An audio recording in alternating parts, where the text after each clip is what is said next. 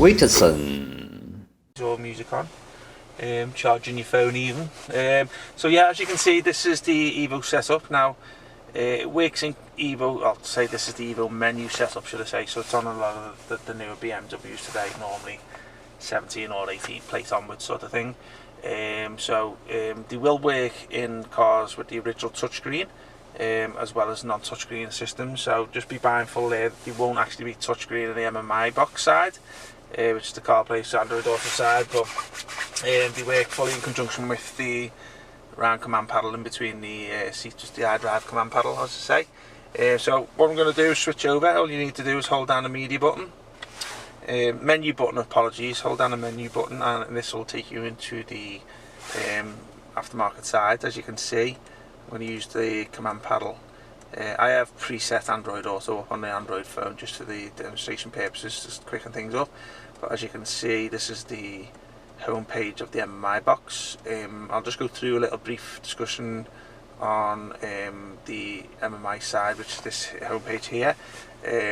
Now just be mindful that these systems tend to come with the YouTube app, and also they tend to come with the mirror link app here sort of thing. So just be careful when using these, because obviously the YouTube app and the mirror link app is they will be outdated versions. A lot of the factories, well, all the factories we know of are now putting all their money into the licensing of the CarPlay and the Android Auto, and they're not putting any more money into the licensing of the mirror link app. So what you'll find is that it becomes less and less compatible with your phones on the mirror link, and also the way it connects through mirror link is pretty similar to how you would connect on a wireless connection on the Android Auto and CarPlay. So you might find they might conflict with each other, and worst case scenario, we've even seen the mirror link freeze. So don't buy them for mirror link. Other factories will promote it, I won't, I'll be truthful with you. If you want to go and buy it off another vendor who's promoting it and you think it's brilliant, then just take it with risk.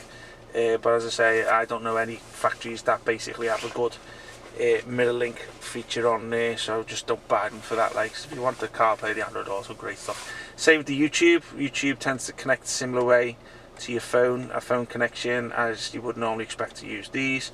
So again, you're going to have like a bit of a conflict here, so don't use the YouTube app. If you do, just be mindful, it could cause problems your end, but as I say, I tend not to sell them with the YouTube. I prefer to just switch it off. Okay, so we fitted a rear camera also today with this. I'll just see if I can try and get this into reverse for you to show you the sensors. There's the camera there we put on today. This is an aftermarket camera, which the boxes tend to have anyway. So let me just switch it back over 1 second. The things with these, I have to move the car, to be honest with you, to get this back onto the interface one, but as I can't really move the car today. So basically what I'm going to do, I have got the car underneath the shutter, so I can't really move it forward and I can't move it backwards because we've got having some building work done at the back of our unit. So what I'll probably end up doing is just pausing the video.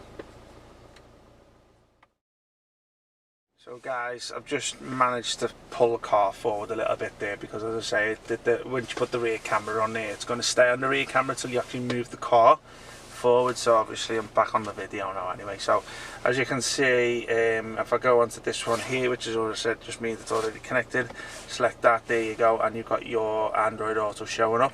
I'm not having put in my iPhone today, so obviously you're not going to get pretty much what the Apple CarPlay side looks like, but if you go into there, it then shows you applications that's on our phone, shows you the phone, your Messenger, Amazon Music, Google Maps, podcasts, put DAB radio on, SoundCloud, WhatsApp. So pretty much these will do a lot of the apps from your phone. Don't expect it to do YouTube or Netflix or nothing like that, because as I say, the software doesn't support that, but it will support if you download like the tuning the DAB radio app or Waze, Copilot, Google Maps, TomTom. It will bring the maps over to your phone. Also it'll do any music apps, like as you see SoundCloud, if you YouTube music and stuff like that, and also does all your text messages and stuff. So okay, I hope this is a nice little video for you to see what you're getting out of the system.